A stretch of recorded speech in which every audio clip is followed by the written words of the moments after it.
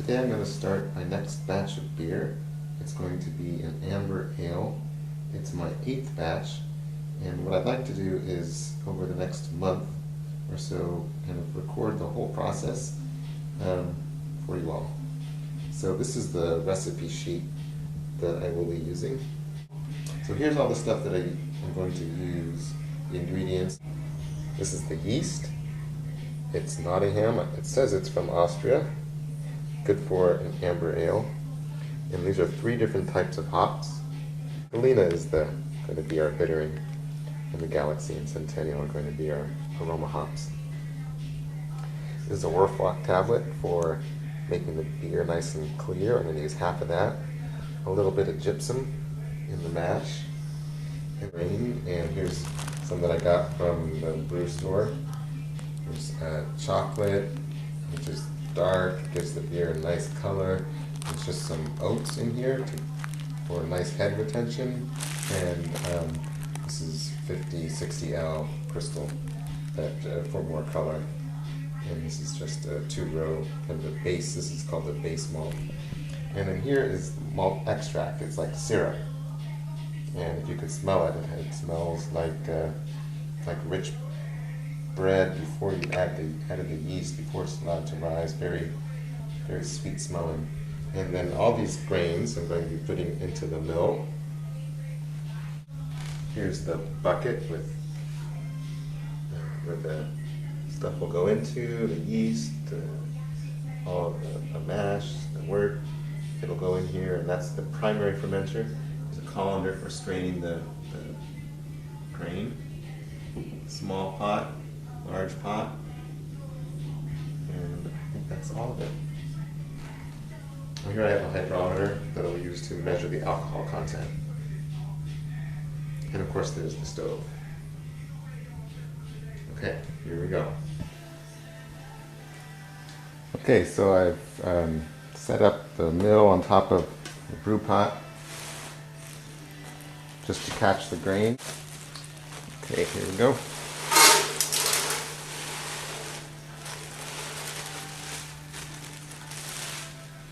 Let's do them all at once.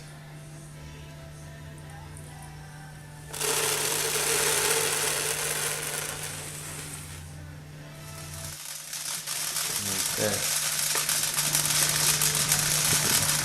Looks pretty good. They're all cracked open. That's what we want.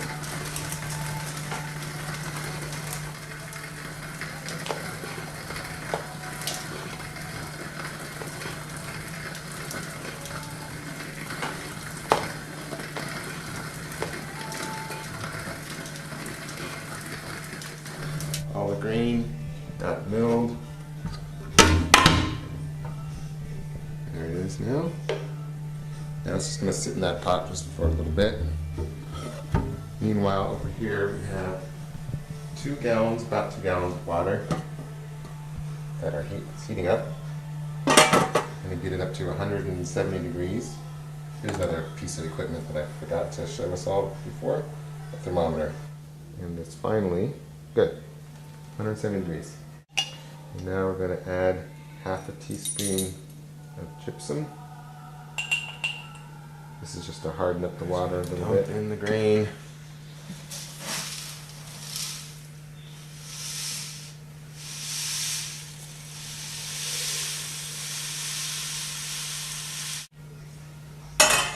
Now put the lid on. Cover it with the towel. I'm going to let it sit for 45 minutes.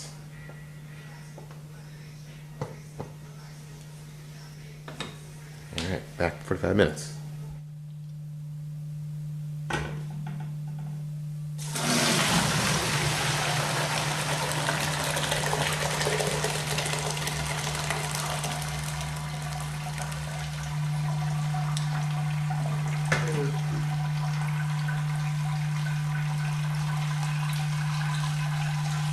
So that drains. Now we're going to add about 2 gallons, gallon and a half, 2 gallons of hot water, and get more of the goodness out of there.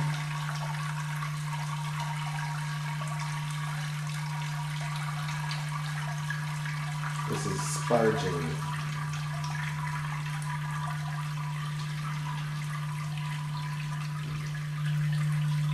I think that's close enough. I'm going to let it drain, rest into this smaller pot, and then later I'll add whatever drips out into here. First I am going to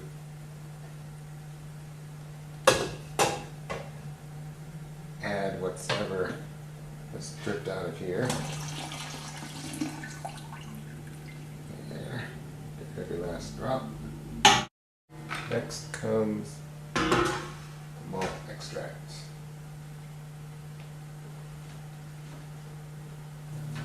This is what the yeast is mostly going to work on, is all this syrup. You ever come over on brew day, you can get a taste of the wort and see just how sweet it is. Alright, I think that's good enough. It goes back on. Now we got to get it up to boiling. It's really close now. Oh, I think it's just started to boil. Alright, so that means it is time to add the hops. First goes half an ounce of the Galena hops.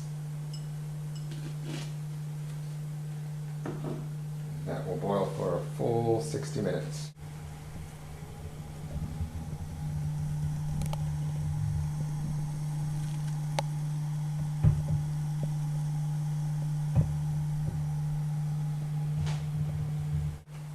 Timer went off. Don't know if you heard it. Here goes more Galena hops.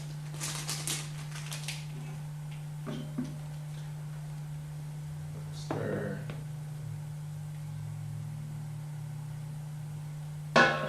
15 more minutes and we'll add some more hops.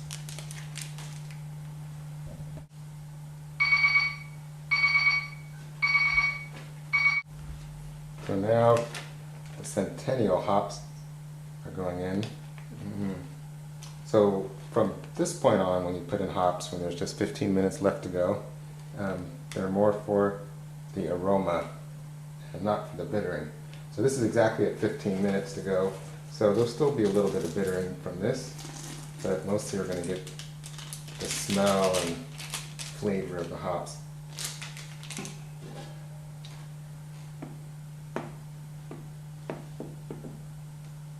And we wait 15 minutes.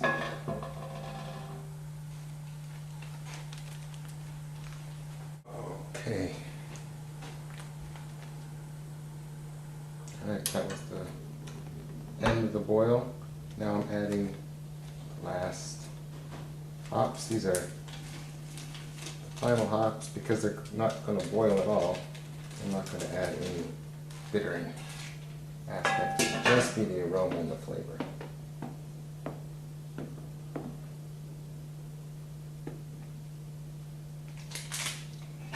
Now that we're done, put the top on, and we're going to take it to the sink.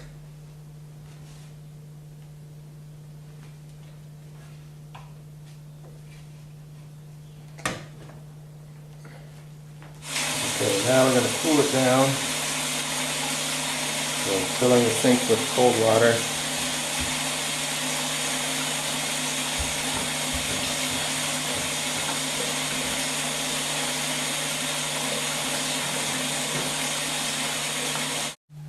So now this has cooled a bunch. So we don't want to get too much of that sludge. To be at least 5 gallons. This is 3, this is 4.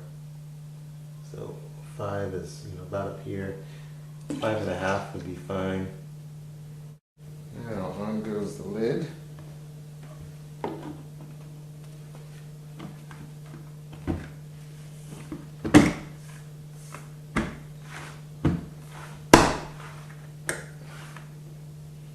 Make sure it's on there good. And one of the last things to do is to take a little out so that I can take a gravity reading. Lift.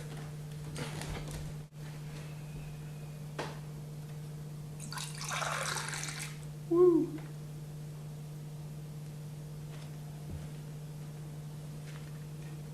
Check this over the sink. 1.052.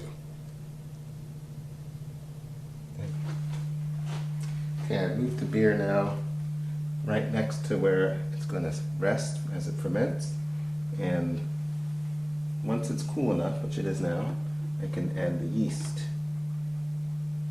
So open up the lid and just sprinkle it on the top. The yeast likes oxygen. The yeast likes oxygen, even though the beer later does not. The yeast does. So just sprinkle it on top. Now put the lid on again.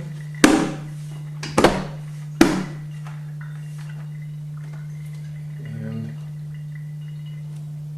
here is the airlock.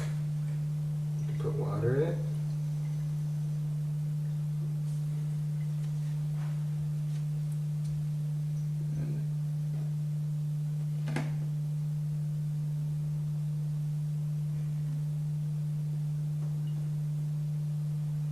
There. Now I just have to slide it back under the sink.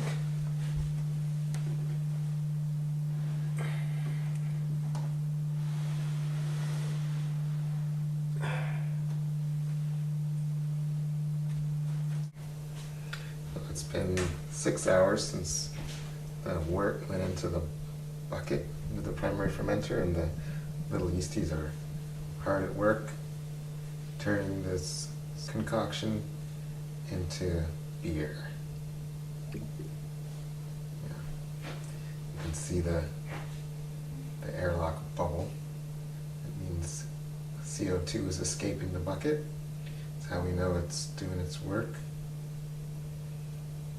So in about a week, we'll take this beer from here and put it in the carboy. Stay tuned for the next installment.